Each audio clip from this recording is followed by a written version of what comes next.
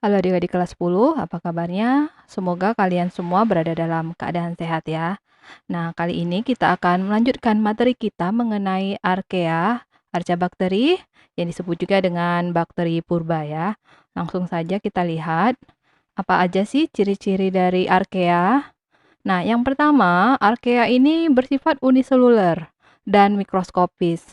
Hampir sama, bukan hampir ya, sama dengan eubakteria ya. Kemudian, archaea ini bereproduksi secara pembelahan biner, tunas, dan fragmentasi.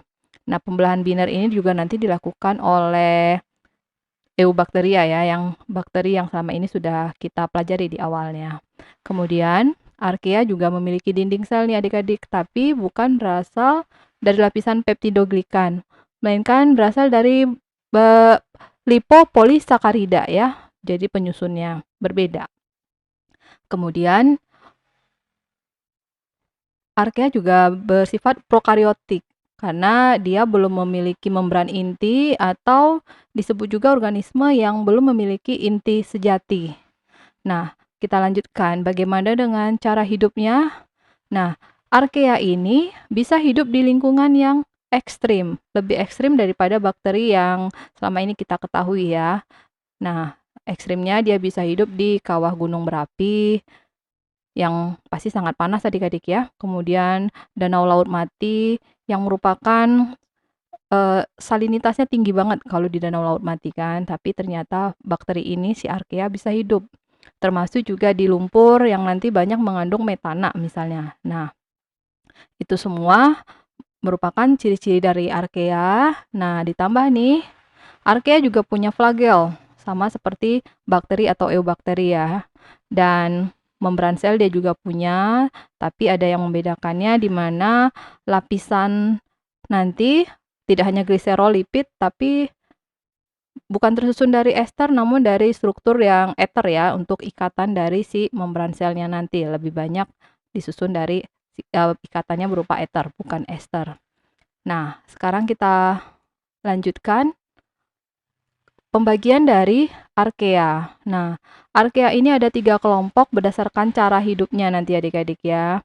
Nah, ini yang pertama adalah metanogen, kemudian halobakterium, dan yang ketiga thermoacidofil. Nah, metanogen itu apa? Metanogen ini bakteri yang bisa menghasilkan metana. Jadi dia bisa menghasilkan gas metana, berarti dia hidup secara kemoautotrof. Nah, di sini kita lihat karbon dioksida nanti bersama dengan air, hidrogen ya, akan menghasilkan metana di sini. Oke, dari CO2 dan H2. Nah, metanogen ini tidak membutuhkan oksigen adik-adik untuk hidupnya. Oke, makanya kalau seperti di rawa, di air payau, termasuk pada sapi ya, lumen sapi ini, nah bakteri metanogen ini bisa hidup di sana. Nah, selain itu, metanogen ini juga bisa hidup di suhu tinggi ya adik-adik. Bakteri ini hampir 100 derajat. Nah, mengapa? Karena dia punya DNA, punya protein dan membran selnya yang sudah beradaptasi. Makanya tadi selain tidak ada oksigen, suhu yang tinggi, si bakteri metanogen ini masih bisa hidup. Nah, kalau kita lihat berarti apa peranannya? Dia berperan dalam siklus karbon. Nanti memecah karbon menjadi metana.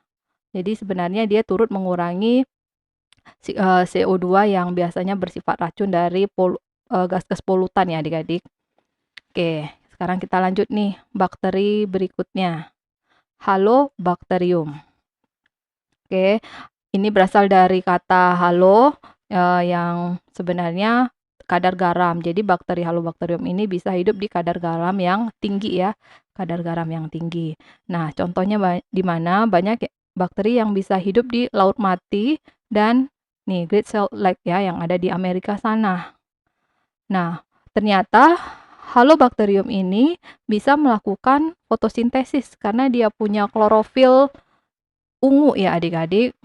Nah, ini pigmennya sehingga tadi, Halobacterium ini berfotosintesis untuk menghasilkan makanannya. Jadi dia tidak bersifat heterotrof, tapi bersifat autotrof, di mana dia punya pigmen klorofil ungu. Nah, kita lanjut berikutnya pada bakteri ketiga, bakteri yang bisa hidup di suhu yang tinggi, termoplasma atau termoasidofil. Berasal dari kata termo ini nanti suhu yang tinggi, asid ini karena kadar asam yang tinggi. Jadi, bakteri ini bisa hidup di air yang berkadar asam tinggi, kemudian suhu tinggi. Nah, jadi contohnya yang ada di mata air panas atau yang mengandung belerang adik-adik ya. Ternyata bakteri termoplasma lah yang akan ditemukan di sana. Bakteri lainnya tidak bisa hidup. Nah, jadi banyak ditemukan di kawah vulkanik untuk bakteri termoplasma ya.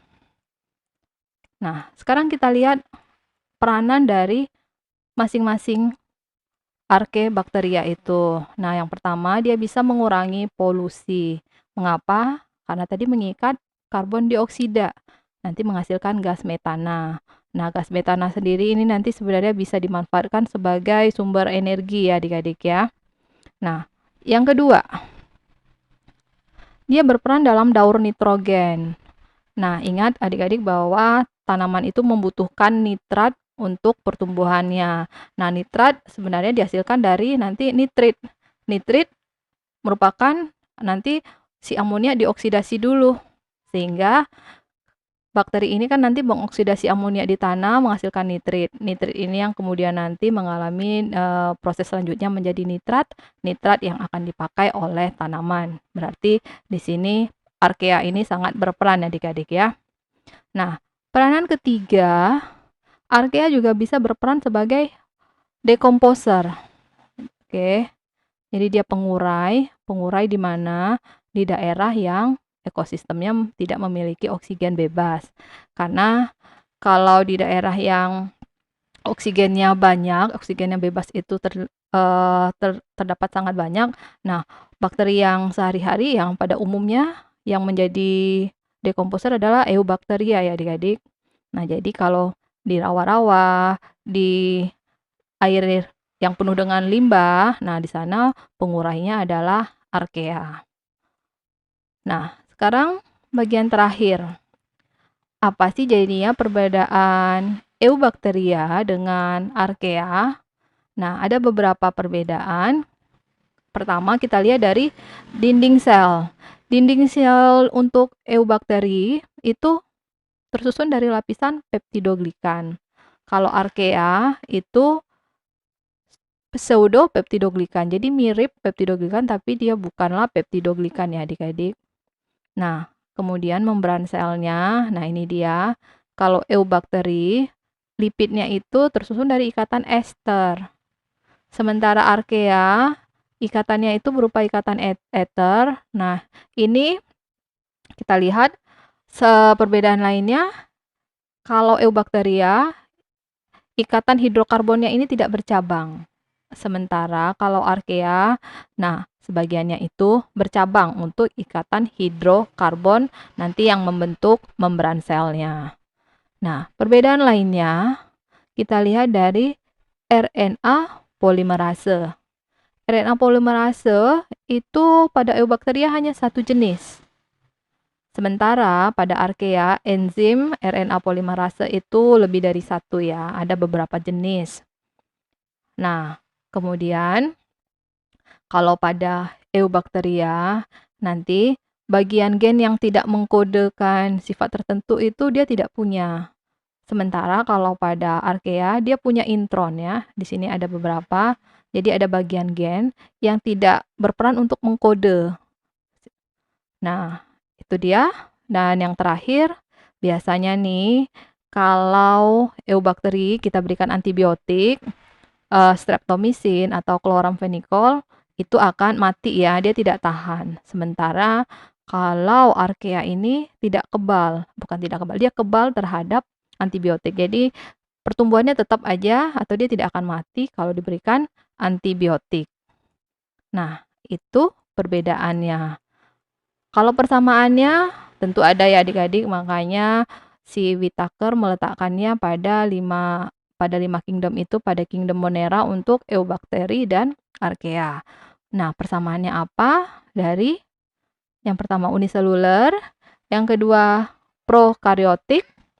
Tadi prokaryotik itu tidak punya membran inti ya. Kemudian mikroskopis, dia punya dinding sel, meskipun nanti struktur dinding selnya berbeda, punya flagel, sama-sama punya flagel, dan reproduksi seksualnya sama-sama melakukan pembelahan biner, meskipun nanti ada yang fragmentasi dan tunas untuk archaea.